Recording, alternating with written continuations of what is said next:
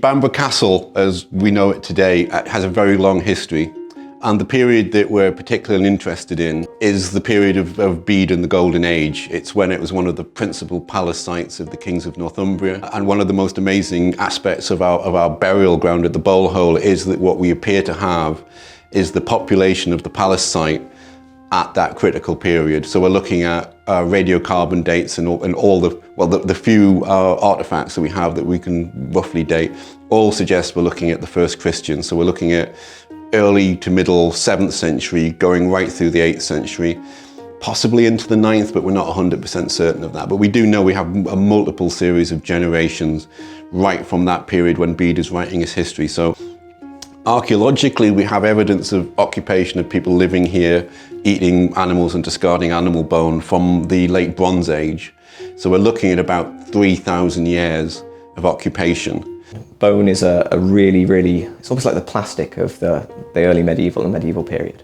Anything that you can think of that we would make of plastic, they're probably making out of bone. So combs are a big one. We've got loads and loads of pieces of like comb plates, particularly broken ones, which are either things that are broken while they've been making them, and that's quite a key identifier that maybe there's some bone and antler working going on here. And also like the cut-offs from making bone pins. So you get cattle metapodia split in a particular way, it's characteristic. And then sawn off antler burrs, so the sort of like the coronet that goes against the animal's skull, or even parts of the skull itself if it's been killed and then removed and not shed. And from that you can see that they're in some places probably importing the antler, and in other collecting or gathering it from within the country and using that to make all sorts of artifacts. We've got handles for knives, the combs themselves, lots and lots of like pins for dresses and hair, even I think one belt buckle and lots of dice completely made out of bone and antler. Over here to our right are the finds boxes with basically finds from the last year and a half in them. As you can see, there's a little site code, BC 19, Bamburgh Castle 19 or 20, and then little numbers in brackets. The numbers in brackets are what we call context numbers. They are the way that we record and keep a track of all the features and all the sort of archaeological events in the past that we've identified. Northumbria emerges in the 6th and 7th century as one of the sort of principal kingdoms of England at that time. And then our burial ground just fits directly into that.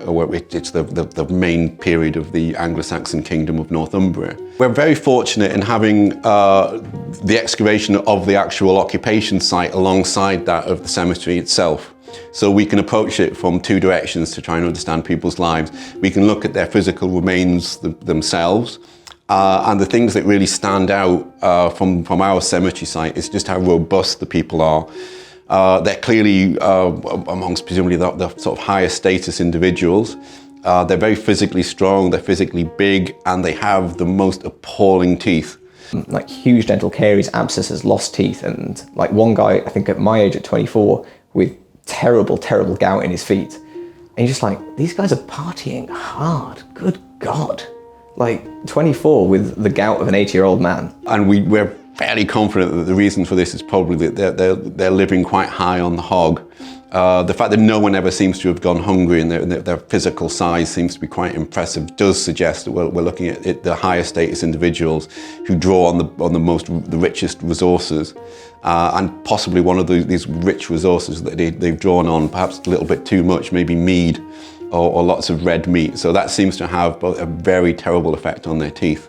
Our paleopathologist who did this study of the skeleton said it was the worst set of teeth she's ever seen in an early medieval cemetery population. And that's a period where I suspect bad teeth are not all that uncommon. It's obvious that they're living the high life, but I suppose that's not surprising. This is a royal castle, a royal centre for a time, a very powerful, large kingdom in the Anglo-Saxon world. I mean, just look at the sort of like the riches that come out of Lindisfarne, the abbey. Direct patronage from the site here. We've got some beautiful crafts, like metalworking and craftswork and gold and silver work and coins being minted down in the castle yard. And it's not surprising that with that level of wealth and in a very structured society, it's not surprising that they're really going to town.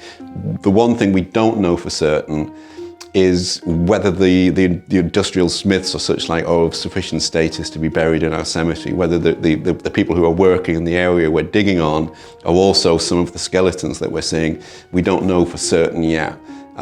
Given that they're making what are very high status items, and they're working directly for the king, presumably they're eating from his table effectively as well. So there's every indication that they would be well-fed, robust individuals too. So it's intriguing to wonder if any of the smiths and these metal workers are also in our cemetery site.